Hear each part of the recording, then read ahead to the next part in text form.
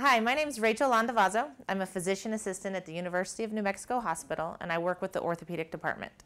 And we're here today to discuss total joint replacement. All of the slide presentation that we'll be giving is just highlighting important facts that were given in your patient education binder that was handed out. So let's get started. So welcome to your joint journey. Before you schedule surgery, you will need to get medical clearance by your primary care doctor. You'll need to get cardiac or heart clearance by your primary care doctor or your cardiologist, depending on which type you have. Dental clearance by your dentist, and then the total joint class. Your pre-op appointment can be an all-day adventure because there's so many different appointments you need to go to, or it can be scheduled different days, so you're just here 2 or 3 different days, but it's not all day long. You'll meet with your surgeon. He'll review your evaluations from your primary care doctor and your dentist. He'll discuss the surgery with you, discuss the risks, the benefits. He may want to order some additional labs. You'll also be asked to sign a consent for surgery. You'll be given pre-op instructions, nothing to eat after midnight before surgery.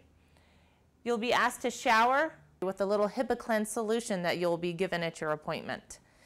They'll also ask females not to shave their legs 3 days before surgery, and they'll ask men not to shave their facial hair the morning of surgery.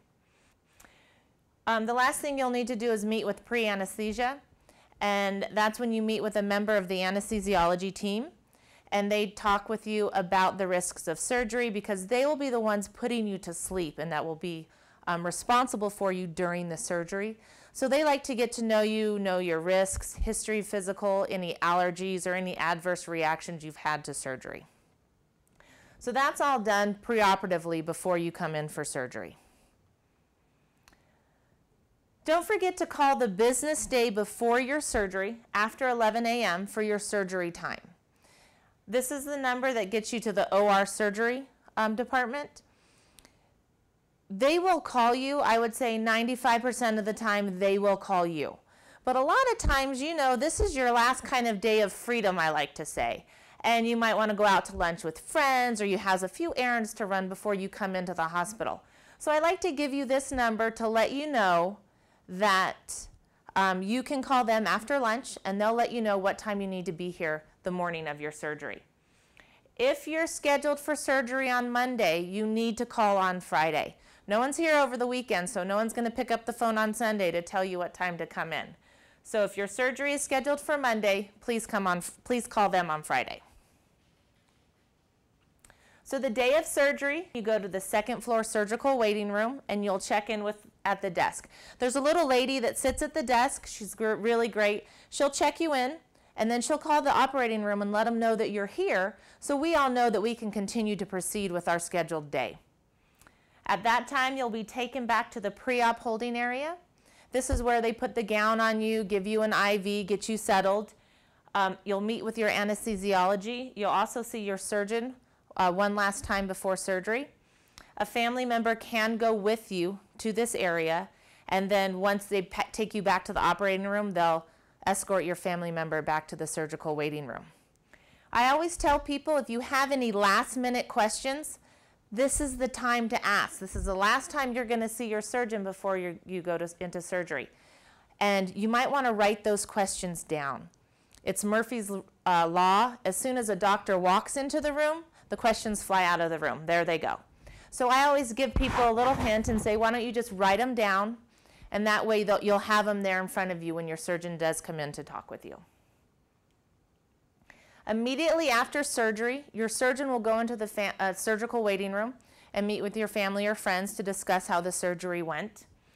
You'll be recovering from surgery in the post-anesthesia care unit. We call it the PACU.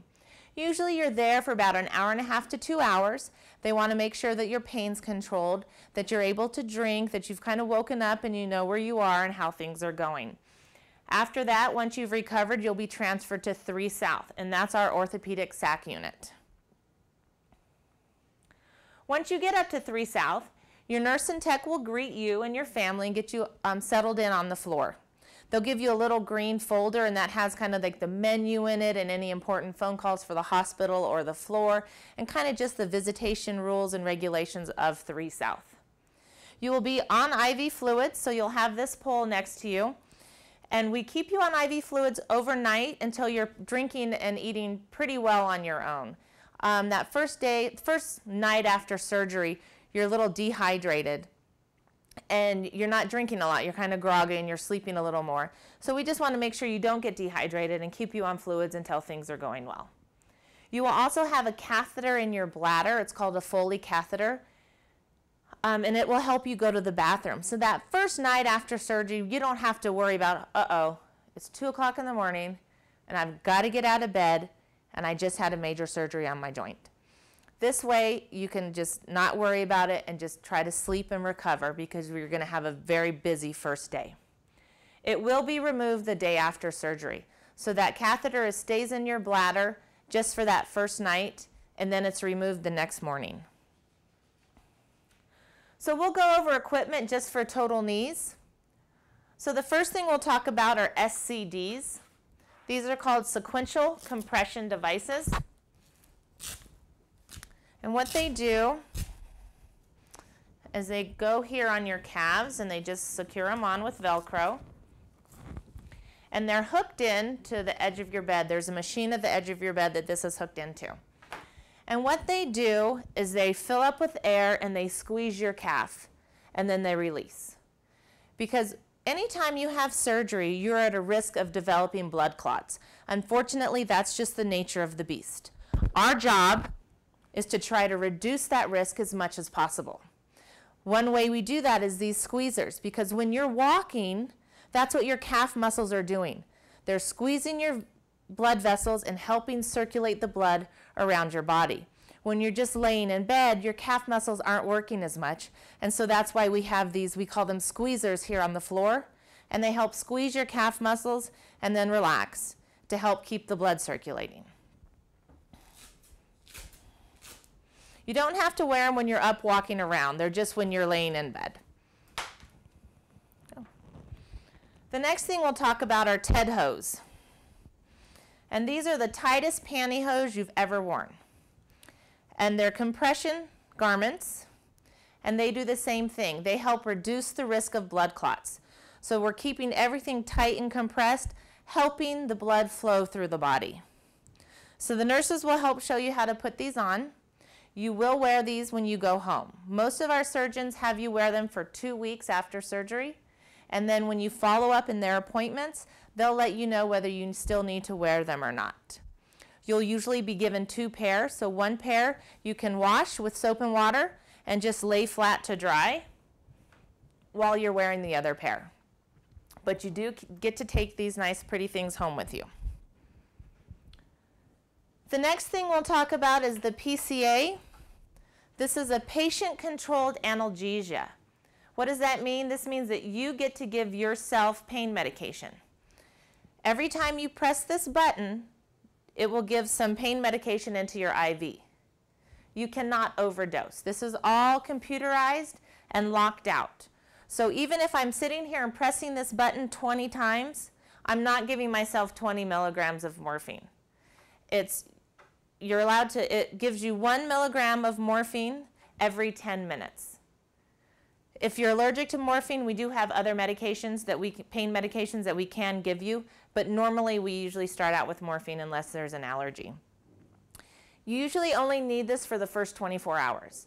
After that, you're taking oral pain medication, which lasts a lot longer, and you're not needing to use the IV medication.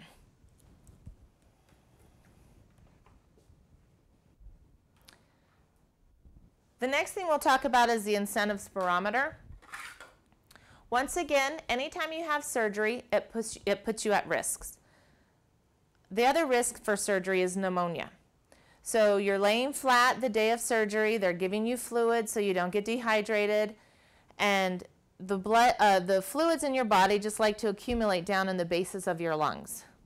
So what this does is it helps bring air in and push the fluid out of your lungs back into circulation. I tell people to think of this as the thickest milkshake they've ever had, because you're not blowing into it, you're sucking. So you blow out, and then you suck in. Nice, deep, and slow, because you want to pull that air into your lungs and push the fluid out of your lungs. So if I just sat here and did this, I'm going to hyperventilate, get really dizzy, and probably pass out. I'm also just getting air into the top part of my lungs, and it's not helping me keep my lungs open and exercised. We ask that you do this 10 times every hour while you're awake. So we're not going to wake you up in the middle of the night to do this.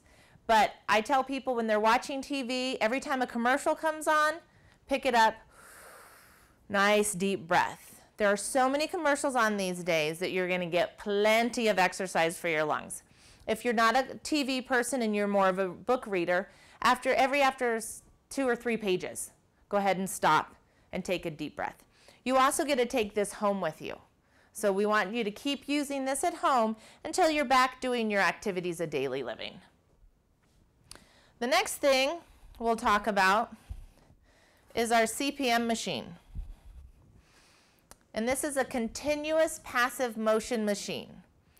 So this you'll be hooked up to every morning and every evening. And what it does is it moves your leg for you. So it gives you back your range of motion. And we set it 0 to 45 degrees the first day, then we go up to 70 the second day, and then 90 on post-op day 3 before you leave. And this will be 6 hours a day. So 6 a.m. to 9 a.m., and then 6 p.m. to 9 p.m. You'll be in bed doing this. And what that does is it allows you for the rest of the day to get up with physical therapy, to get up and go to the bathroom, and to get moving around. But this helps get that range of motion back into your knee. And my favorite thing is the cryo cuff. This is a big ice pack. And what you do is you fill up this cooler with ice and water. Then you hook it up to your ice pack. And you let gravity do the work. So this needs to be lower than the cooler, and it fills up with ice cold water. Once it's full, you take it off.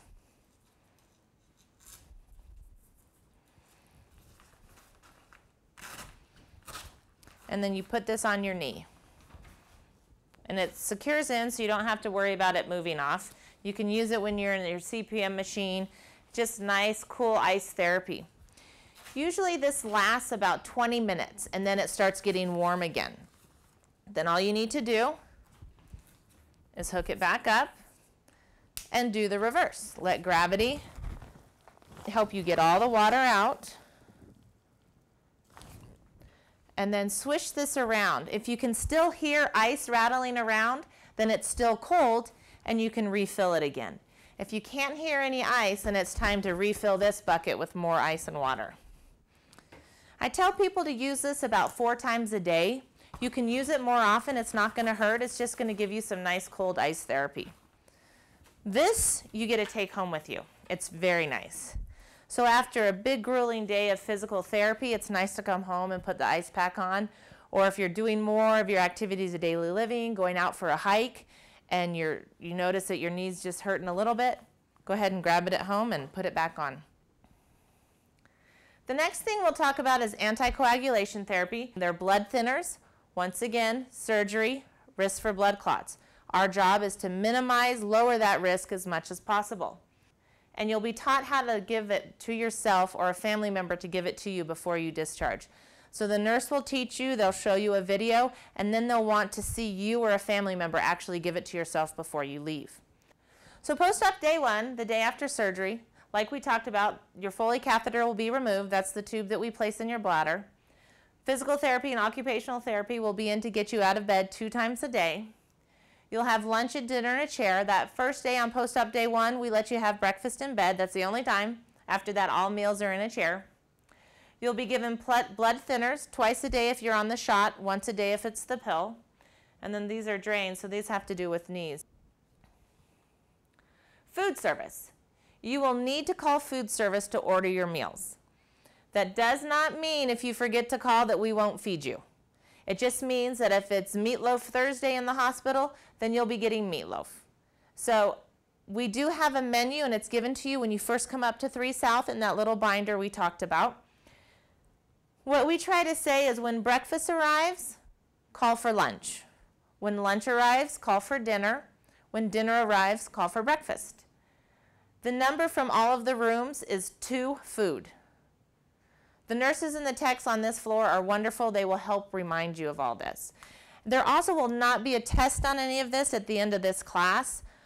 These are just things for you to see so that when you see them again, you'll be like, oh yeah, okay, I remember that. Oh yeah, that's what that's for. And it'll just help you feel a little more comfortable when you come here for your surgery. So physical therapy and occupational therapy we briefly talked about. You will have PT and OT starting the first day after surgery. You will need to participate in therapy each time a therapist enters your room. Our therapists are such on a tight schedule that they don't have time to come back to your room every 5 minutes to check. Can you go now? Are you ready now? They work really close with our nurses to make sure that you have appropriate pain medication on board so that you're able to work with therapy. So we really work close together on this floor, and so we need you to help and participate in your therapy every time they come in. You will have PT and or OT 1 to 2 times a day while you're here. And you're really lucky because all of the other floors on the hospital are lucky to get physical therapy once a day. But we've got a priority with our joints because therapy is such an important part of receiving a new joint that we get it twice a day on this floor. So your recovery depends on you and how well you work with physical therapy. Which leads us into pain management. We will not be able to relieve your pain completely. A lot of times people think, oh, I'm getting a new knee, I'm going to be pain-free. And we want you to be pain-free, absolutely. But we're talking 3 or 6 months down the line, you're going to be pain-free. You just had a major surgery. You're going to be in pain. And unfortunately, there's no way we can eliminate that. What we try to do, our goal, is to make it manageable for you to complete your activities of daily living. On the floor here, we use a pain scale from 0 to 10. 0 is absolutely no pain.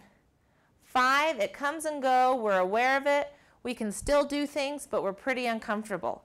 Most of us are at a 5 or higher, or we wouldn't be here getting a new joint. 10, it's the worst pain we've ever felt, cannot move. It hurts for people even to walk into your room. We hope for you never to be at a 10 when you're here. Our goal is to obtain a pain score between 3 and 5 by post-op day 3. And then for it to continue to go away as you continue to recover. We will work together to manage your pain so you can heal. Your pain will be assessed every 2 hours while you're here in the hospital. No other floor assesses your pain that much. We assess it every 2 hours because that's how important it is for your road to recovery. So we need you to let us know if you're in pain. We will not be waking you up at 2 o'clock in the morning to see how your pain is. If you are asleep, we're going to assume you're at a 0 or at a 1 and you're doing pretty well. We need you to help us help you with your pain. Don't be stoic. Please tell your nurses, and so we can medicate you appropriately. So be proactive, plan ahead. Who's going to bring you to the hospital? How are you going to get home from the hospital? What kind of car will you be going home in? If you have a really high lifted truck after surgery, are you going to be able to climb all the way up into that truck? You may need to borrow the neighbor's car or someone else's car to help you go home in. So those are things just to start thinking about before you actually come to the hospital for your surgery. Do you have help and assistance at home after your surgery? Ideally, we would love people to have help at home 24/7 for that first week. But we know that's not realistic. A lot of people have to work, they have children to take care of. But the more you can have help at home during that first week of recovery, the better. Do you have a bedroom and a bathroom on the ground floor or on the same floor? Going up and down flights of stairs is very taxing. So if you have to go up and down a flight of stairs every time you have to go to the bathroom, that might be a little too much. So you might need to let the therapist know, and they can help you with either getting a bedside commode or something like that so you're not doing that. Going down a flight of stairs in the morning and then staying on that same floor for the whole day and then just having to do the stairs to get back up to your bedroom, that's okay. But having to do it multiple times through the day is very taxing. And is your house walker ready? I never really thought of that before, but walkers are about 21 inches wide. And so if you've been in some of these old homes in Albuquerque, it's really interesting because all of the doors are the same size except for the bathroom doors. They're just a little bit smaller. And it's a little challenging to get a walker in there. I'm not telling you you have to go rebuild your bathroom unless you want to. This would be a good excuse to do it. I'm just saying these are things that you need to be aware of because the physical therapist can help you with the walker get through tight spaces, get around sharp corners, things like that. So things that we don't really think about in our homes now, but now that we're going to be having a surgery and going back to them, these are some of the things just to be aware of. Where will you go after surgery? I would say 85% of our patients go home with home health care. Once again, unfortunately, how it is with our society these days is a lot of this is just based on insurance. But a lot of our insurance will cover either home physical therapy or home nursing. The other 15% usually go to a skilled nursing facility. This is not an old folks home. They do not want you to move in. This is a place where you'll get physical therapy